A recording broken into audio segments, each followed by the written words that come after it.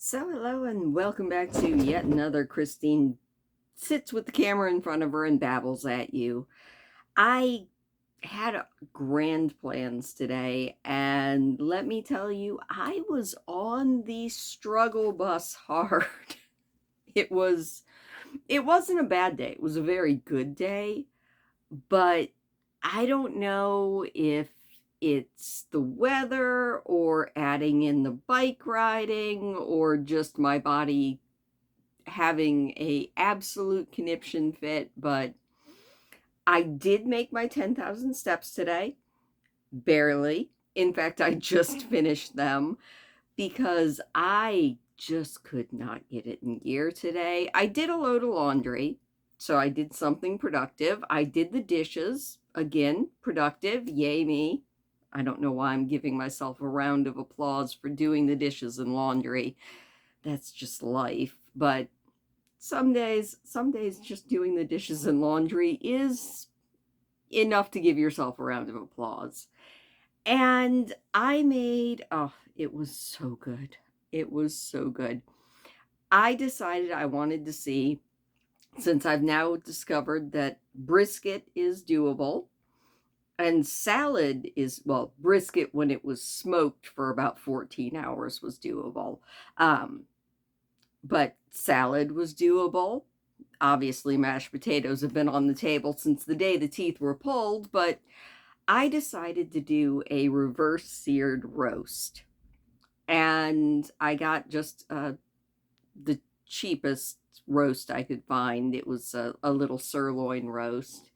And I did the whole reverse sear on it. You know, you salt it and leave it unwrapped in the refrigerator overnight. And then you bring it up to almost room temperature on the counter, covered. And then you cook it at a really low temperature. I think I did 225 for 3 hours until your internal temperature registers between 135 and 140. I was right at 140, which normally I would have pouted about because I like things rare, but with the teeth, I was like, okay, we'll go more for a medium to medium rare. It turned out more medium. It wasn't brown all the way through, but it wasn't like pink. Anyway, and after you roast it for about 3 hours at your low temperature till you get your internal temperature to where you're looking for, you take it out of the oven, wrap it in foil, and rest it for an hour. And then you pop it back in like a 500-degree oven for about 15 minutes so you get a nice crust on it. And it's so tender. Like, even dentures went through that perfectly. So I had roast and mashed potatoes and a big old salad. It was delicious. And then I think my body was like, you know what's a good thing to do after you have a giant meal? Nap. I wasn't planning on taking a nap today, but I walked into my room to change out the sheets for, well, to put the sheets back on the bed from laundry. Parky was on the bed and he just looked so cute. So I laid down next to him to give him a little cuddle, and I woke up 3 hours later. I don't even know if you could call that a nap or if you call that almost a full night's sleep. It it felt pretty good, but then I was feeling groggy and just could not find my get up and go. It definitely got up and went. But as I was just sitting there trying to convince myself that I was not going to let myself lose out on my at least 10,000 steps a day streak, I was looking at the poll, and it looks like so far The Strange Case of Dr. Jekyll and Mr. Hyde is in the lead. And so I was just kind of glancing through this book because it's such a cool book. I mean, I think I've shown it to you guys a couple different times. It's very old. It is kind of falling apart, but not so much that we can't read it. But I was like, wow, this seems really long because I was doing some Wikipedia. I mean, not deep research, but I was doing a little bit of research on Robert Louis Stevenson and the whole Dr. Jekyll and Mr. Hyde and yada yada. And I mean, I was like, it says that it was pretty much written over the course of a week. And this book looks, I mean, fairly thick. So I was flipping through it and then I said, wait a minute.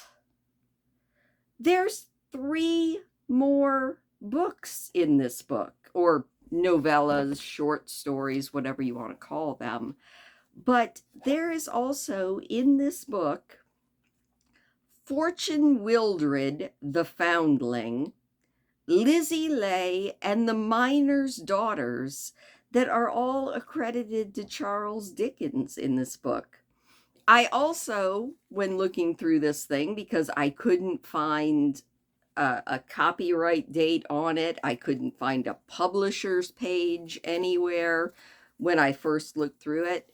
Well, on the Fortune Wildred, the Foundling, Lizzie Lay, and the Miner's Daughters page, it actually has a copyright stamp.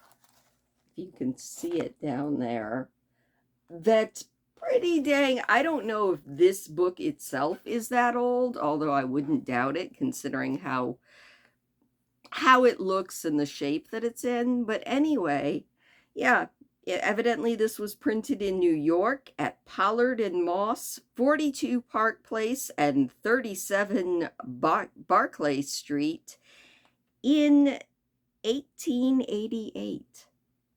So we'll be reading a piece of history. And then I was digging through the back and oh my gosh, do you remember comic books back when we were very young that always had the advertisements for more books and more things in the back? Well, this does too. And I love this. Also, all of the books that you can order in this book, I doubt you can actually order it any longer, but they're all 25 cents each, which was probably very expensive back in the 1800s, but I'm like, oh my. And some of the books that you can order, it's Alan Quatermain, which I would actually like to read. I mean, obviously, we just need to write in and see if we can order from Pollard and Moss and get it for a quarter. King Solomon's Mines, My Marriage, The Heart of a Woman, a domestic novel. I love this. Like, stuff like this just makes me so incredibly happy. And now I want to track down some of these books because they just sound great. And I'm betting that they would be out of copyright at this point as well, considering it is no longer the 1800s, I don't think. We have at the back a wonderful book. It says so right here. It says, a wonderful book, Mrs. Sparks of Paris, a realistic novel by A. Curtis Bond. The history of a hopeless love and a desperate crime, a study of a woman in her better and worst phase, a stripling of falsity from femininity, and an insight into the causes that lead women to passionate love and the abyss of passionate forgetfulness. One of the most remarkable and interesting studies of the season, a character reading that everyone should be familiar with, a psychological and natural picture of life as it is, but as it is seldom regarded. Beautifully written in the style of the best examples of the early French work, a reminder of the diction of Abbé Prévost, with the unjarring case of Manon Lescant. It has a pleasant rhythmic flow that carries the reader spellbound by the unusual interest of its mystery. It was sold in 1 volume. You could get it in paper cover for 30 cents or bound in cloth for, is that $1? Oh my goodness, a very expensive book. I love this. Oh my gosh. And then here we have Mr. Meeson's Will, a 20 or with 24 full page illustrations. Ooh la la, this one looks saucy because the illustration that is on there is of somebody like either stitching up a lady or maybe washing her shoulders. The only professionally illustrated edition of this work on the market. Send in your orders at once, and in ordering, note the edition number 55 Echo series.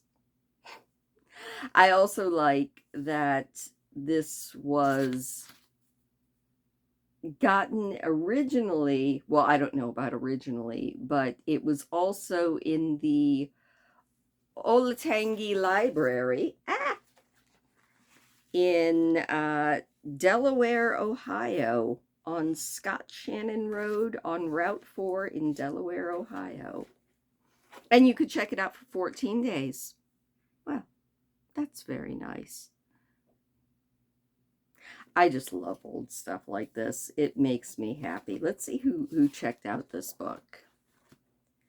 We have, I need my glasses and I need more light because I am feeling blind as a bat, which is not surprising. It looks like Robert Crease checked it out in April 15th of 1955. Well, it's a good thing he returned it, or he would have quite the late fee. Now, none of the other ones seem to have a year on them, but we have September 30th, Jay Hutchinson. October 15th, Bill Howard. October 13th, I'm guessing that's another year. Gene, I can't tell. December 12th, Ed Stouffer. October 12th, Bill, I can't tell what your last name is. December 11th, Alan Davidson. March 8th, Steve DeHumphreys. Dave McCarty, and the last person to check this out, February 19th of some strange year, was Martha Strong. It's the little things that make Christine happy. And honestly, looking through this and checking and finding Charles Dickens books that I've never read. And then when I did a little bit more digging, it turns out that The Miner's Daughters was not actually written by Charles Dickens. It was written by another person who I have now already forgotten the name of, and is usually attributed to Charles Dickens. So anyway, I just figured I would let you guys in on the extras that I found in the book that is so far winning on the poll. If you haven't voted, be sure and vote. I will be closing the poll, and I'll probably just take that post down altogether and put up whichever one was the winner. That way, I'm not sure how to close a poll. I'll look into it, but if I can't do that, I'll just pull the post down and post up the winner. But yeah, I will be picking or going through, and you guys have picked the book that we will be starting to read, probably starting at Saturday night at 9. But I will be making note of that probably Friday morning, my time. And then I'll put up another community post and let you guys know what won. Although you'll be able to tell what won just by looking at the poll. Anyway, I figured I would share my struggle bus day. I'm probably going to try and go to bed early tonight because I'm still feeling really sleepy. Maybe it was just the big, delicious meal, but Your girl is sleepy and might just go to bed early. But I did get my 10,000 steps in.